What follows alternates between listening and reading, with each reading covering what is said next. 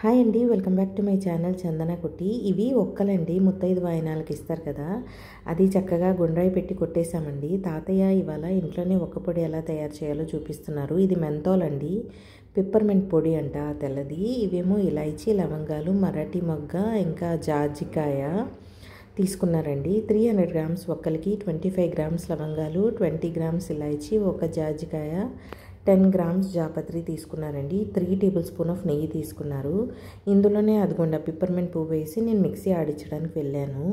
ఈ వక్కల్లో తాతయ్య నెయ్యి వేసి కలిపేసి ఉంచారు. ఈలోగా నేను మిక్సీ ఆడించుకొని వచ్చిందేమో ఆ ఒక్కల్లో కలిపేశారండి.